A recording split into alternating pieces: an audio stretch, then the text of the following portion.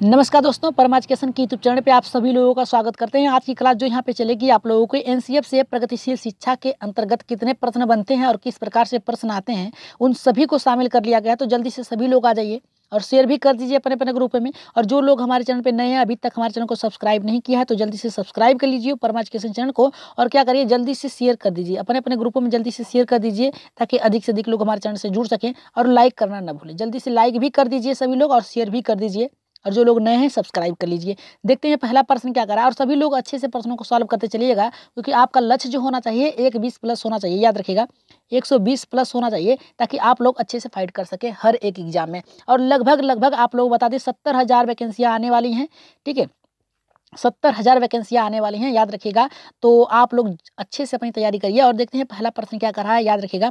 हर एक प्रश्न बहुत ही अच्छा है। कह रहा है कि प्रोजेक्ट प्रणाली का प्रयोग निम्नलिखित में से किस शिक्षा पद्धति के अंतर्गत किया जाता है? किस शिक्षा के अंतर्गत किया जाता है? जल्दी से यहाँ पे कमेंट करिए। पहले का देखिए, पहले का हमारा करा है पारंपरिक शिक्षा, जो चली आ रही है, लगातार चलती रही है। दूसरा करा प्रगतिशील शिक्षा, मतलब भविष्य को देखते हुए। तीसरा करा है कि वैदिक शिक्षा, जो प्रयोग होती रही है उसको करना। और यहाँ पे चौथा करा कि इनमें से कोई नहीं। तो राइट आंसर यहाँ पे क्या जाएगा, जल्दी से कमेंट करिए तो इसका जी। और शेयर कर दीजिए जल्दी से अपने अपने ग्रुपों में, जल्दी से शेयर कर दीजिए सभी लोग जी। इसका राइट आंसर जाएगा यहाँ पे प्रगतिशील शिक्षा के अंतर्गत जाएगा। आगे बढ़ते हैं यहाँ पे दूसरे प्रश्न पे।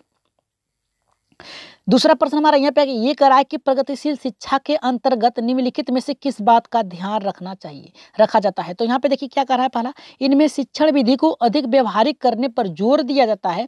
दूसरा करा है कि इसमें सिद्धांतों के रटने पर जोर दिया जाता है। तीसरा करा है कि इसमें बालक की प्रगति के लिए सैद्धांतिक शिक्षा दी जाती है। और यहाँ पे चौथा करा है कि इसमें केवल बालक के नैतिक एवं सामाजिक विकास पर जोर दिया जाता है।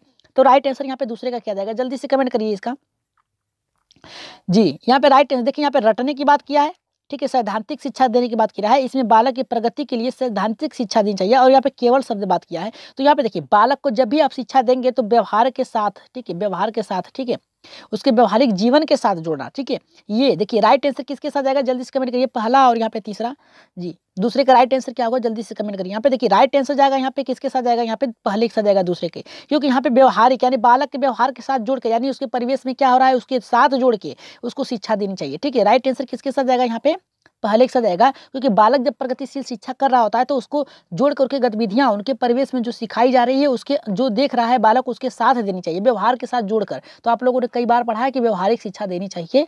तो आगे बढ़ते हैं यहाँ पे तीसरे प्रश्न पे। प्रश्न को पढ़िए क्या कह रहा है, फिर इसके बाद आंसर दीजिए सभी लोग। यहाँ पे देखिए तीसरा कह रहा है कि प्रगतिशील शिक्षा के अंतर्गत बालक में आत्मानुशासन के विकास के लिए किस बात पर जोर दिया जाता है? तो यहाँ पे पहला कह रहा है अनुशासन बनाए रखने के लिए सख्त आदेश। दूसरा करा है कि बालकों में उत्तरदायित्व की भावना के विकास पर। और यहाँ पे तीसरा करा है कि प्रगतिशील शिक्षा के अंतर्गत अनुशासन के विकास पर जोर नहीं दिया जाता। और यहाँ पे चौथा करा है कि यहाँ पे करा है कि आत्म अनुशासन के लिए विभिन्न दृष्टांतों द्वारा बालकों को समझाने पर। तो राइट आंसर यहाँ पे क्या जाएगा, तीसरे का, जल्दी से कमेंट करिए तो जी। जल्दी से कमेंट करिए इसका राइट आंसर क्या जाएगा। यहाँ पे प्रगतिशील शिक्षा की बात किया है, अंतर्गत बालकों के आत्मानुशासन यानी खुद से सीखने की बात किया है। आत्मानुशासन यानी खुद से बालक अनुशासन में आ रहे हैं, उसके विकास के लिए क्या करना चाहिए। तो यहाँ पे देखिए सख्त आदेश नहीं होगा, याद रखिएगा सख्त आदेश नहीं होगा। और यहाँ पे क्या कर रहा है हमारा, यहाँ पे दूसरा देखिए कि बालक में उत्तरदायित्व की भावना, यानी खुद को उन्हें किस तरह से रहना है, किस परिस्थितियों में ढलना है, किसके अनुसार रहना है, यानी यहाँ पे देखिए परिवेश के अनुसार उनको ढलना, इस काबिल बनाना। तो राइट आंसर किसके साथ जाएगा, यहाँ पे दूसरे के साथ जाएगा। यहाँ पे तीसरा हमारा गलत होगा। प्रगतिशील शिक्षा के अंतर्गत आत्मानुशासन के विकास पर जोर नहीं दिया जा सकता। देखिए जोर नहीं देने की बात कर रहा, जो ये गलत है। तो राइट आंसर यहाँ पे जाएगा दूसरे के साथ जाएगा। आगे बढ़ते हैं चौथे प्रश्न पे। देखिए चौथा प्रश्न हमारे यहाँ पे क्या करा है कि बालकों को प्रेरित करने के लिए उन्हें महापुरुषों की जीवनी, प्रेरणादायी नाटक एवं उत्कृष्ट वैज्ञानिकों इत्यादि के बारे में बताना चाहिए। निम्न में से किस सिद्धांत के अंतर्गत आता है?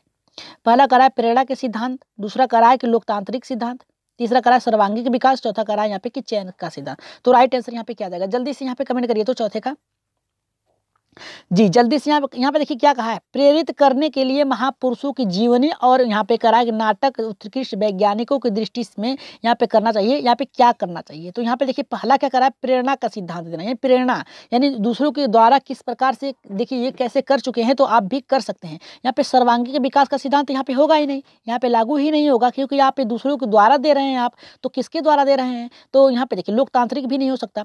यहाँ पे दूसरे के द्वारा तो नहीं हो सकता, सर्वांगीण विकास तो हो ही नहीं सकता। आप प्रश्न पढ़िए, महापुरुषों के जीवनी के द्वारा प्रेरणादायी नाटक का प्रयोग किया जा रहा है, यानी उनको सिखाने के लिए उनके उदाहरण दिया जा रहा है कि देखिए वो कर सकते हैं। तो यहाँ पे सर्वांगीण विकास तो होगा नहीं, तो राइट आंसर किसके साथ जाएगा, पहले के साथ जाएगा। ठीक है, यहाँ पे 5वें प्रश्न पे आगे बढ़ते हैं। यहाँ पे देखिए 5वां प्रश्न क्या कर रहा है कि प्रगतिशील शिक्षा के अंतर्गत शिक्षा में किन्हीं 2 तत्वों को विशेष महत्वपूर्ण माना जाता है। किसे? पहला करा है रुचि और अभ्यास, आवश्यकता और अभिप्रेरणा, व्यक्ति भिन्नता और रुचि, उपरोक्त में से कोई नहीं। तो राइट आंसर यहाँ पे 5वें का क्या जाएगा जी, जल्दी से यहाँ पे कमेंट करिए। तो इसका जी राइट आंसर यहाँ पे किसके साथ जाएगा, यहाँ पे 5वें का पहले के साथ जाएगा। किसके साथ जाएगा, रुचि और अभ्यास। बालक की अगर रुचि है उस कार्य करने के लिए तो बालक सीखेगा, अभ्यास करेगा तब भी सीखेगा, जो भी कठिनाई है उसे दूर करेगा। तो यहाँ पे सबसे महत्वपूर्ण क्या है, यहाँ पे रुचि और अभ्यास। राइट आंसर यहाँ पे किसके साथ जाएगा, पहले के साथ जाएगा। आगे बढ़ते हैं यहाँ पे 6ठे प्रश्न पे। देखिए 6ठा प्रश्न क्या करा है, बहुत ही अच्छा प्रश्न है कि यहाँ पे करा है डैश के सिद्धांत के अनुसार ही आजकल शिक्षा को अनिवार्य और डैश बनाने पर जोर दिया जाता है। किसके द्वारा, प्रगति। यहाँ पे देखिए क्या कहा है, प्रगतिशील शिक्षा और सर्वांगीण, यहाँ पे सार्वभौमिक का, दूसरा करा सार्वभौमिकता और प्रगतिशील का, तीसरा करा बाल केंद्रित शिक्षा और आवश्यक का, चौथा करा प्रगतिशील शिक्षा और निःशुल्क का।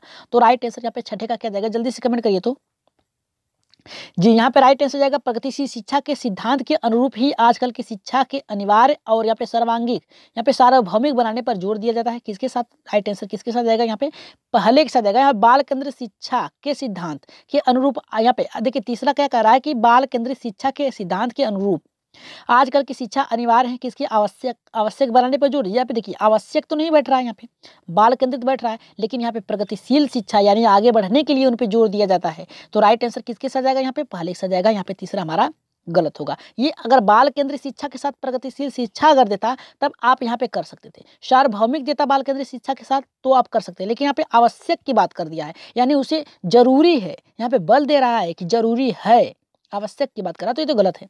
राइट आंसर पहले के साथ जाएगा। आगे बढ़ते हैं यहाँ पे 7वें प्रश्न पे देखते हैं। 7वां क्या करा है, 7वां प्रश्न ये करा कि प्रगतिशील शिक्षा के संदर्भ में निम्नलिखित में से कौन सा कथन असत्य है। कौन सा कथन असत्य की बात किया है, तो पहला यहाँ पे करा प्रगतिशील शिक्षा के अंतर्गत अनुशासन बनाए रखने के लिए बालक की यहाँ पे स्वाभाविक यहाँ पे प्रवृत्तियों को कुंठित करना अनुचित माना जाता है।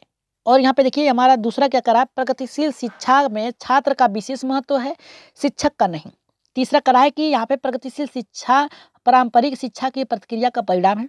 यहाँ पे चौथा करा है प्रगतिशील शिक्षा में इस बातों पर जोर दिया जाता है कि बालक को जो शिक्षा दी जा रही है मानसिक क्रियाओं को विभिन्न दशाओं के अनुसार हो।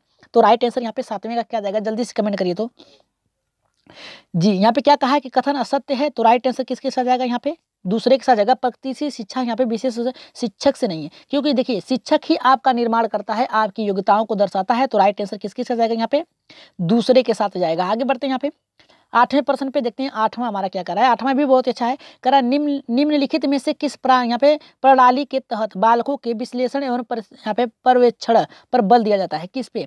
तो यहाँ पे देखिए क्या करा है हमारा, पहला मांटेसरी शिक्षा प्रणाली, दूसरा रचना यहाँ पे संरचना शिक्षा प्रणाली, और तीसरा करा है मानवतावादी शिक्षा प्रणाली, चौथा करा है कि समाजवादी शिक्षा प्रणाली। तो 8वें का राइट आंसर क्या जाएगा, जल्दी से कमेंट करिए। क्या कहा है कि किस प्रणाली के तहत बालकों के विश्लेषण परीक्षा की बात करा है, तो मांटेसरी, किसके, मारिया मांटेसरी। ठीक है, इटली की रहने वाली है मारिया मांटेसरी। इन्होंने 3 से 7 वर्ष के बालकों पर शिक्षा देने की, और विकलांग बालक थे, ऐसे बालक थे जिनको शिक्षा देनी अनिवार्य व्यावसायिक शिक्षा। ठीक है, तो राइट आंसर यहाँ पे किसके साथ जाएगा, हमारे यहाँ पे राइट आंसर जाएगा मारिया मांटेसरी के साथ जाएगा। ठीक है, आगे बढ़ते हैं 9वें प्रश्न पे। देखिए 9वां क्या कर रहा है हमारा, बहुत अच्छा है कि बच्चों के आलोचनात्मक सोच एवं तार्किक कौशल का विकास होता है। यहाँ कह रहा है इसे किस शिक्षा प्रणाली के अंतर्गत रखा जा सकता है। तो पहला कह रहा है कि मानवतावादी शिक्षा प्रणाली, दूसरा कह रहा है संरचनावादी प्रणाली, यहाँ पे तीसरा कह रहा है मांटेसरी शिक्षा प्रणाली, चौथा कह रहा है कि उपयुक्त में से कोई नहीं। तो 9वें का आप लोगों ने पढ़ा है मानवतावादी की साथ जाएगा। आलोचनात्मक सोच और तार्किक कौशल का विकास होता है, तो यहाँ पे मानवतावादी किसके साथ जाएगा, मानवतावादी के साथ जाएगा। राइट आंसर यहाँ पे जाएगा पहले के साथ जाएगा। और एक बार लाइक कर दीजिए सभी लोग, लाइक कर दीजिए सभी लोग, और शेयर भी कर दीजिए अपने अपने ग्रुप में, जल्दी से शेयर कर दीजिए। चलिए आगे बढ़ते हैं यहाँ पे 10वें प्रश्न पे। 10वां प्रश्न बहुत ही अच्छा है, देखते हैं कितने लोगों का सही होता है। सर्व शिक्षा अभियान की शुरुआत किस वर्ष हुई थी, किस वर्ष हुई थी, 2000 से 2001 में हुई थी, 2000 से 2004 में हुई थी, 2000 से 2005 में हुई थी, या फिर 2004 से 2005 में हुई थी। सर्व शिक्षा अभियान की बात किया है, तो ये प्रश्न आप लोगों को आ सकता है, इंपॉर्टेंट लगा लीजिए। ठीक है, वेरी इंपॉर्टेंट लगा दीजिए जी। चलिए देखते हैं यहाँ पे इसका राइट आंसर क्या जाएगा, जल्दी से कमेंट करिए। तो इसका 10वें का जी, 10वें का राइट आंसर किसके साथ जाएगा, यहाँ पे पहले एक साथ जाएगा, किसके साथ जाएगा? 2000 से 2001 में हुई थी। ठीक है, आगे बढ़ते हैं यहाँ पे 11वें प्रश्न पे देखते हैं 11 का क्या कह रहा है। 11 का भी बहुत ही अच्छा प्रश्न है। कह रहा है कि सब पढ़े सब बढ़े का नारा दिया गया। तो कब दिया गया था? कह रहा हमारा सर्व शिक्षा अभियान के तहत, डिजिटल इंडिया के तहत, स्वच्छ भारत अभियान के तहत, ऑपरेशन ब्लैक बोर्ड के तहत। तो 11 का राइट आंसर क्या जाएगा? जल्दी से बताइए। आप लोगों ऊपर ही पढ़ा है, सर्व शिक्षा अभियान के तहत किसके साथ जाएगा? सर्व शिक्षा अभियान के तहत ये नारा दिया गया था, सब पढ़े सब बढ़े, यानी कोई भी बालक शिक्षा से कट न सके, उन सभी को पूरा करने के लिए सर्व शिक्षा अभियान की यहाँ पे नींव रखी गई थी, और ये राइट आंसर जाएगा, पहले एक साथ जाएगा। ठीक है, 12 प्रश्न पे आगे बढ़ते हैं। 12 का देख सकते हैं क्या कर रहा है। 12 का प्रश्न भी बहुत अच्छा है कि निःशुल्क एवं अनिवार्य शिक्षा का अधिकार 2009 में अनिवार्य शब्द का अर्थ है क्या है? पहला करा कि दंडात्मक कार्य से बचने के लिए अपने बच्चों को विद्यालय भेजने के लिए अभिभावकों पर अनिवार्य रूप से जोर डाला जाए। यहाँ पे देखिए जोर डालने की बात किया है।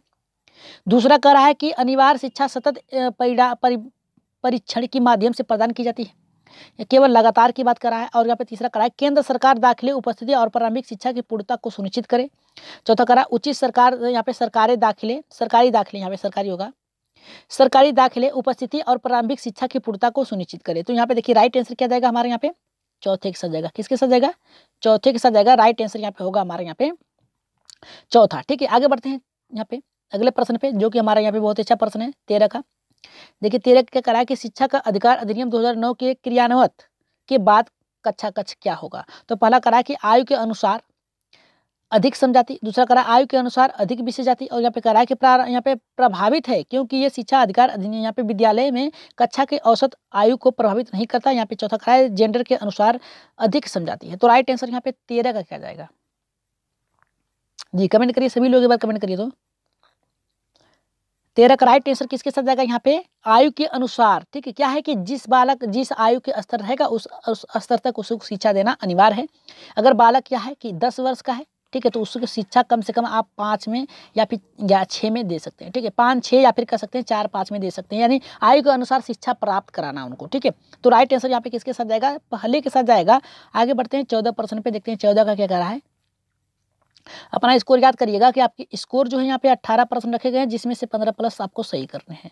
तो यहाँ पे देखिए कह रहा है हमारा कि बाल केंद्रित शिक्षा के लिए निम्नलिखित में से कौन सा कारक आधार है? तो व्यक्तित्व अंतर, बाल अधिकार, यहाँ पे कह रहा है कि बच्चों को निःशुल्क और अनिवार्य शिक्षा का अधिकार अधिनियम 2009, और यहाँ पे चौथा कह रहा है कि सभी बच्चे सभी संदर्भों में समान होते हैं। तो राइट आंसर 14 का क्या जाएगा? जल्दी से कमेंट करिए। तो जी पहला होगा व्यक्तित्व भिन्नता, यहाँ कह रहा है कि अंतर, यानी हर बालक में कोई ना कोई समानता और अंतर होता है। इसके आधार पर बाल अधिकार के यानी बालकों का अधिकार है शिक्षा प्राप्त करना, या फिर निःशुल्क शिक्षा अनिवार्य। जी राइट आंसर यहाँ पे जाएगा तो किसके साथ जाएगा? तीसरे के साथ जाएगा। राइट आंसर हमारा होगा यहाँ पे तीसरा। 15 प्रश्न पे आगे बढ़ते हैं, देखते हैं 15 का क्या कह रहा है। देखिए 15 का भी बहुत अच्छा प्रश्न है। कह रहा है कि प्राथमिक स्तर पर एक शिक्षक में निम्नलिखित में से किसे सबसे महत्वपूर्ण विशेषता मानना चाहिए? तो यहाँ पे देखिए क्या कहा है। पहला, पढ़ने की उत्सुकता, धैर्य एवं दृढ़ता, शिक्षण पद्धतियों और यहाँ पे विषयों के ज्ञान में दक्षता, कह रहा है अति मानक भाषा में पढ़ाने की दक्षता। तो राइट आंसर यहाँ पे किसका क्या जाएगा? 15 का। जल्दी से कमेंट करिए। तो इसका जी यहाँ पे क्या जाएगा? यहाँ पे धैर्य और दृढ़ता के साथ जाएगा, जो कि राइट आंसर हमारा यहाँ पे है। राइट आंसर जाएगा धैर्य और दृढ़ता के साथ। क्या है राइट आंसर हमारा यहाँ पे? धैर्य एवं दृढ़ता के साथ जाएगा, क्योंकि बालक में पढ़ाने के लिए, बालकों में पढ़ाने के लिए, देखिए प्राथमिक स्तर के जो बालक होते हैं, याद रखिएगा, वो उदंड टाइप के होते हैं। क्या करते हैं वो? जल्दी क्या करते हैं? उदंडता करते हैं, जल्दी आप सिखा नहीं सकते। तो वहाँ पे आपको धैर्य बनाए रखना है और दृढ़ता के साथ उन्हें सिखाना है। तो राइट आंसर यहाँ पे किसके साथ जाएगा? यहाँ पे दूसरे के साथ जाएगा। आगे बढ़ते हैं यहाँ पे 16वें प्रश्न पे, देखते हैं 16 का क्या कह रहा है, जो कि बहुत ही अच्छा प्रश्न है कि शिक्षण अधिगम पर बल देने वाला परिवर्तन हो सकता है, यानी सिखाने पर बल देने वाला कौन सा परिवर्तन हो सकता है? परीक्षा परिणामों पर केंद्रित होकर, और यहाँ पे कह रहा है बाल केंद्रित शिक्षा पद्धति यहाँ पे अपनाकर, कह रहा है कि रटने के प्रोत्साहित करके, यहाँ पे चौथा कह रहा है अगर शिक्षा की तकनीकी अपनाकर, कट गया थोड़ा सा। तो राइट आंसर यहाँ पे जो जाएगा 16 का हमारा यहाँ पे दूसरे के साथ, बाल केंद्रित शिक्षा पद्धति को अपनाकर। तो आगे बढ़ते हैं यहाँ पे 17 प्रश्न पे, देखते हैं 17 का क्या कह रहा है। 17 का बहुत अच्छा प्रश्न है। कह रहा है हमारा निम्नलिखित में से कौन सी प्रगतिशील शिक्षा की विशेषता है? कह रहा है समय सारणी और यहाँ पे बैठने की व्यवस्था में लचीलापन। दूसरा कह रहा है केवल प्रस्तावित पाठ्य पुस्तक पर आधारित अनुशासन। तीसरा कह रहा है सिर्फ यहाँ पे परीक्षाओं में अच्छे अंक प्राप्त करने पर बल। चौथा कह रहा है कि बार बार ली जाने वाली परीक्षाएं। तो 17 का राइट आंसर क्या जाएगा? जल्दी से कमेंट करिए। तो इसका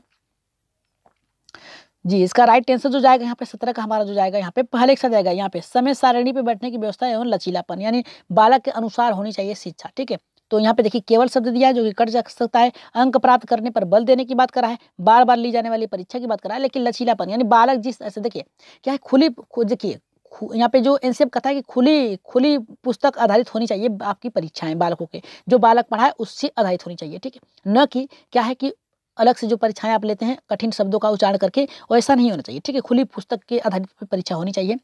तो यहाँ पे राइट आंसर जो जाएगा हमारे यहाँ पे पहले से जाएगा। आगे बढ़ते हैं यहाँ पे 18वें प्रश्न पे। 18 देखते हैं क्या करा है। यहाँ पे देखिए 18 करा है कि बाल केंद्रीय शिक्षा में शामिल है। बाल केंद्रीय शिक्षा में क्या शामिल है? बच्चों का एक कोने में बैठना, प्रतिनिधित्व में परिवेश, यहाँ पे करा यहाँ पे प्रतिबंधित परिवेश में अधिगम। यहाँ पे तीसरा करा है कि वह गतिविधियां जिसमें बालक खेल शामिल न हो, बच्चे के सहजतापरक गतिविधि। तो इसका राइट आंसर क्या जाएगा? इसका राइट आंसर आप लोग कहाँ देंगे? कमेंट बॉक्स में देंगे। कहाँ देंगे? कमेंट में देंगे। और सभी लोग दीजिएगा, आप लोग कमेंट नहीं दे रहे हैं इसीलिए आप लोगों के प्रश्न उत्तर जो है नाम के साथ नहीं रखा जा रहा है, लेकिन आप लोग जितने संख्या में हैं कम से कम उतने संख्या में ही कमेंट में उत्तर दीजिए। सभी लोग उत्तर दीजिए ताकि आप लोगों के उत्तर शामिल कर लिए जाएँ अगले क्लास में। तो ज़्यादा से ज़्यादा सभी लोग उत्तर दीजिएगा, सही सही उत्तर दीजिएगा। तो आज की क्लास आप लोगों को कैसी लगी एक बार कमेंट बॉक्स में जरूर बताइएगा। उससे पहले बता दें कि जो लोग नए हैं हमारे चैनल पे, अभी तक परमा एजुकेशन चैनल को सब्सक्राइब नहीं किया है तो सब्सक्राइब कर लीजिए, बेल आइकन का बटन दबा लीजिए और यहाँ पे शेयर कर दीजिए अपने अपने ग्रुपों में। तो अब की बार सीटेट तो पास करना ही है आप लोगों को 120 प्लस से। 70,000 वैकेंसी आने वाली है, याद रखिएगा कितना आने वाली है? 70,000 आने वाली है वैकेंसियाँ। तो आप लोग उसके लिए तैयार रहिएगा और इसी बार में आप लोग क्या करिए, क्लियर कर लीजिए। तो उत्तर नीचे दिए गए हैं, जल्दी ही पीडीएफ मिल भी सकती है आप लोगों को। तो आज की क्लास आप लोगों को कैसी लगी एक बार कमेंट में अपना राय सुझाव और मत जरूर दीजिएगा।